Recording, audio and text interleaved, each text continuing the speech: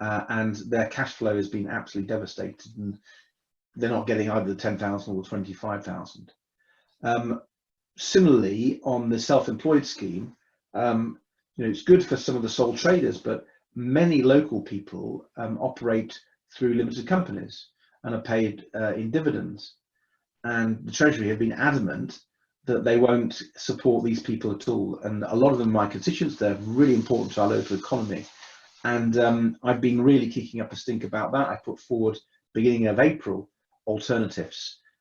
So I could talk a little bit about what we've been doing on lending, because I think the lending scheme hasn't worked well, although the latest bounce back seems to be working a lot better. I set up my own business task force to give me advice about some of the problems, and we've been feeding in the whole time. But I'm still keen to hear from you if there are things that still aren't working for you and your particular problems, and I'm very happy for you to email me to take up your particular concerns. We're now, of course, in a slightly new phase as we try to get people back to work. I've had some concerns about mixed messages, about lack of clarity. Perhaps that's inevitable, but even talking to the CBI and the British Chambers of Commerce, they've been pretty frustrated that the advice hasn't been clear. But hopefully that's getting ironed out. And I'm hoping, we've had some good announcements. Yesterday we saw the furlough scheme extended, which was really positive. Don't tell him, but I'm going to ask the Prime Minister today in a few minutes if he'll extend the self-employed scheme, because I think, again, a lot of my constituents desperately need that. So as we get out of this lockdown, we'll need to make sure that the measures, some of the measures continue. We can't have a cliff edge for all the different measures, and it's going to take a long time, I think, for some companies, some businesses to recover, and some of that support will need it either to be there in its entirety or to be gradually taken away as orders come back and cash flow comes back. So that's the sort of discussions we're having. Let me end by just, before your questions, talking about the future. I really think, my background is an economist, and I just don't think we can go back to what happened after the 2008-2009 recession. This is of a completely different magnitude, a different scale. It's going to require a very different response. I think that the analogy that's more relevant is after the Second World War, frankly, when national debt went up so high for obvious reasons. And I think the way we are going to have to get through this is by growth and a real focus on growth and a different type of growth. I think it's got to be a lot of tech in it, a lot of caring sector is going to come through, the green, the low carbon sector. And I'd be interested to hear your views about where we think we can get the growth. One sort of assumes, even before bringing the thorny question of Brexit into this, that economic growth is going to be a lot more domestically generated. I still hope we can get back to really good international trading. I think we must, but there's no doubt that a lot of the growth will come internally, and we've got to work out how we can manage that. And of course, there's going to be lessons from this, the things that have been exposed that weren't going right. I think some of the insecurity in the labour market is quite significant and needs to be addressed. But on the positive side, look at this technology we're using today. I mean, I don't know about you, but I spend most of my day on Zoom or Google Hangout or something else, Microsoft Teams. And that's changed the way I work and the way I'm thinking about it. I've spoken to people at Kingston Hospital. They're saying it change probably permanently some of their practices. I'm sure it is for GPs. I'm sure it is for your businesses. And quite what does that mean? And so final thoughts, we live in a borough with a lot of self-employed people, a lot of people who commute, and obviously a lot of retail. And so the impacts and how we plan the future for the borough, we need to take account of all those different impacts and try and work out what it all means. And I think sharing ideas on that's going to be critical to getting the right vision, because it might be different from what we thought just a few months ago. So just one or two ideas. Transport, just imagine if 1 in 5 of the commuter journeys that happen at the moment don't happen in the future. Some, sadly, because unemployment's gone up and how we manage that and how we support those people. But also because some people are choosing to work from home on a more permanent basis, maybe one day in 5. If that happens across the population, that has that can have a really big impact, including some opportunities. Presumably people will be wanting to use local shops a bit more, local cafes and restaurants. That could potentially be a boost. So one's got to look at those sort of things and see how we can manage them. I think transport is going to be changed. We've seen a big push prior to this in Kingston on cycling. Maybe I know that was frustrated quite a number of businesses and some residents as well, but maybe that those cycling lanes and thinking about how we get people out of cars is going to be even more important as we go forward. So I certainly don't have a crystal ball on this one. What I do know is events like this will be really helpful. Although I won't be able to stay for the whole of it, I'm very keen to get a feedback from what you're thinking, what you're talking, whether it's working with you guys, with Chamber, with Kingston First, or individual businesses. I really want to be there to help you answer questions on government policy, but also work with the council and others to really bring Kingston through this. Let's remember we have got some real strengths. We're a very creative borough. We've got the university, we've got the college, we've got some fantastic businesses. So I know we can come through, but I also know we'll do it by having chats like this. So looking forward to your questions. Thank you. Okay, thank you, Ed. You'll be pleased to hear this is being recorded, Ed, so you can catch up on demand at a later date for some of the other sessions. We've got, again, just a reminder to everyone, you should be able to find a box that says Q&A, and then if you have a question for Ed, please just write it in there and I'll call it out.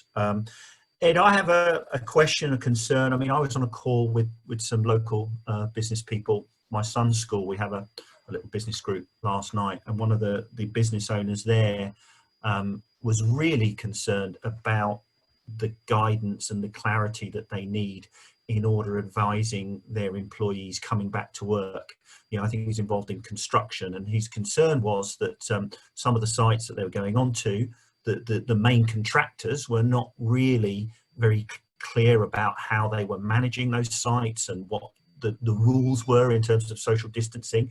And also then, you know, where does that leave businesses legally if their employees fall ill or become sick as a result of coming back to work and not these social distancing rules not being observed. So there's a real concern, I think, amongst the business community that they want to look after their staff, don't put them in jeopardy, but also there's a business risk if other organisations are not adhering to the rules. I mean, do you have any thoughts, or can perhaps take that up with the government? Yeah, I do. I was on a call last week with the CBI, the British Chamber of Commerce, the Federation of Small Businesses, Employers and Entrepreneurs Network, and a number of others, London First, and a number of issues came up, including that issue around guidance.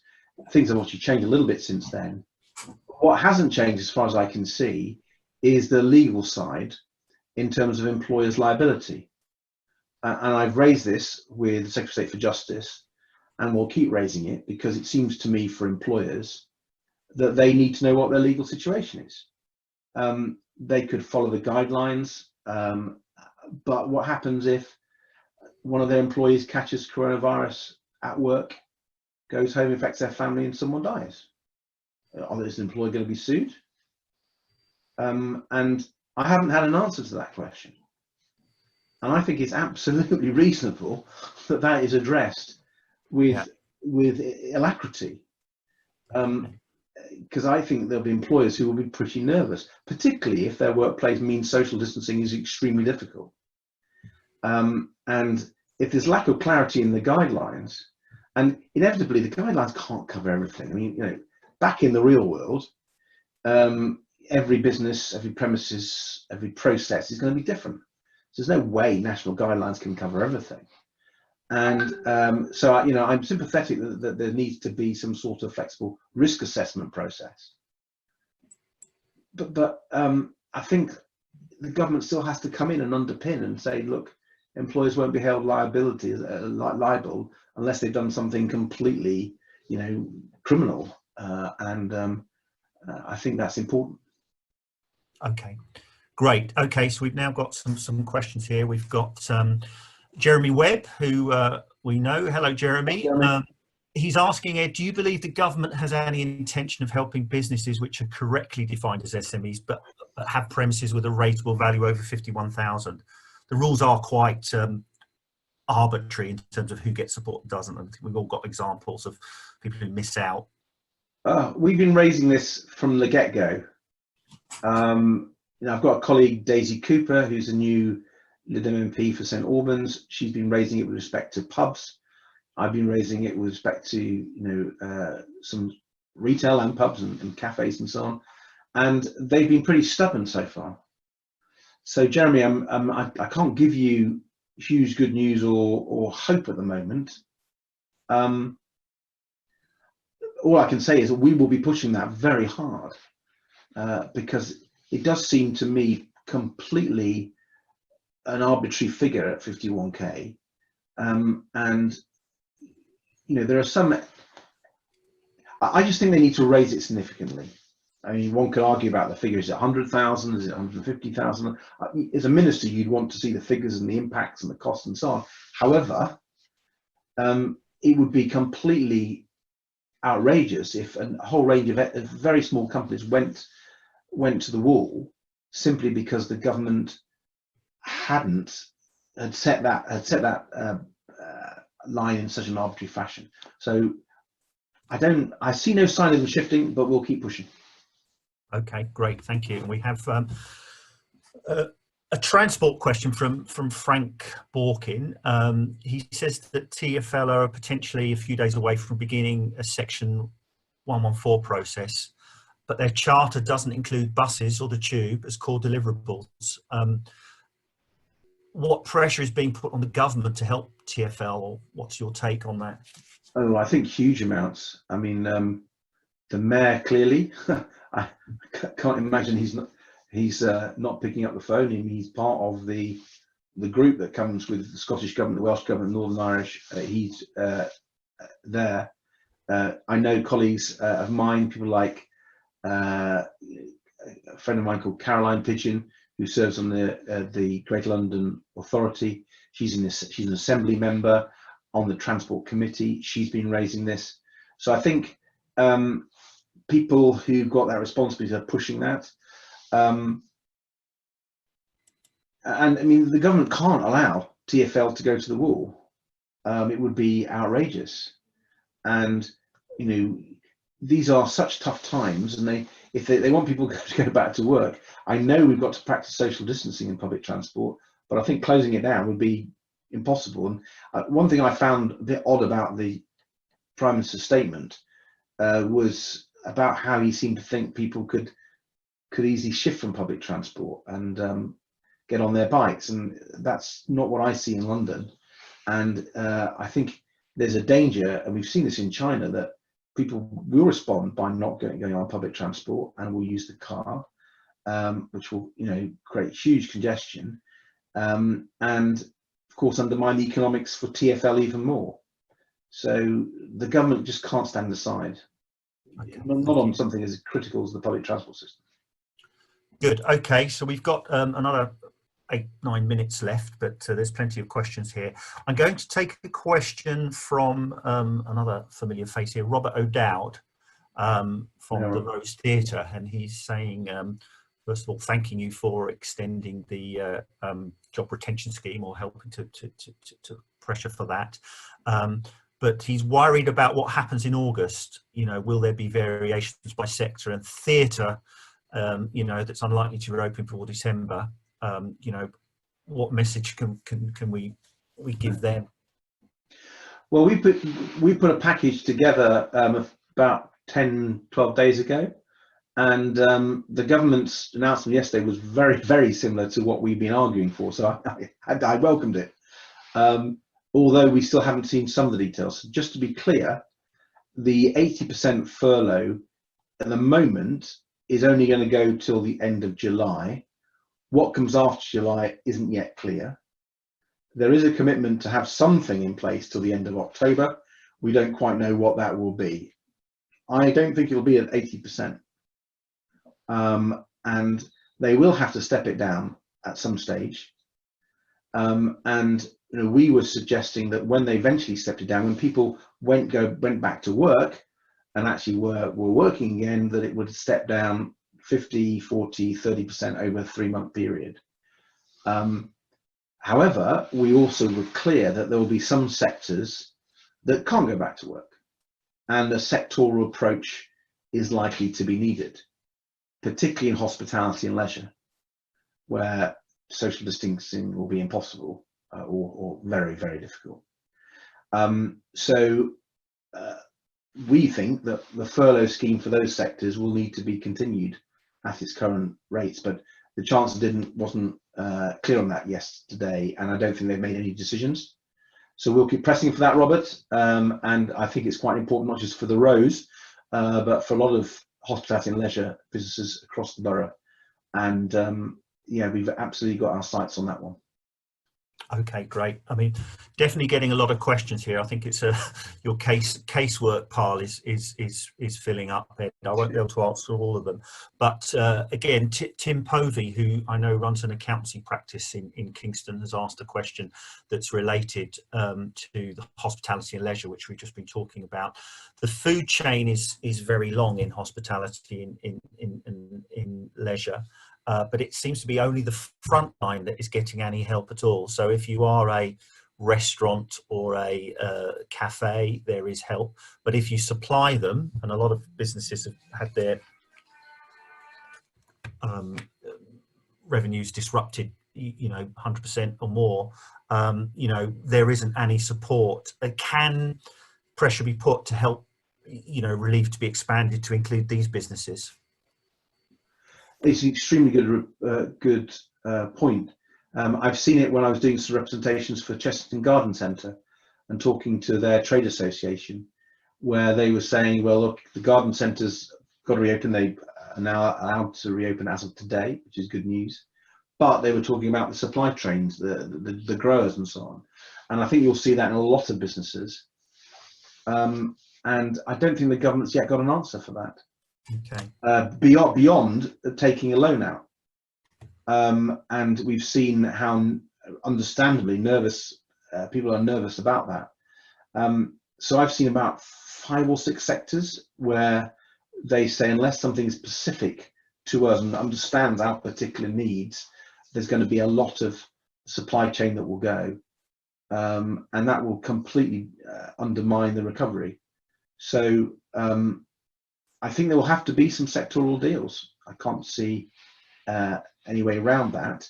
I'm not going to pretend I have the answer about how it will work in your particular sector or another, but the knock-on impact down the chain is huge, and it's complicated in some areas because some of those supply chains, of course, global, and the front line is going to be hit because they can't get components or supplies from abroad.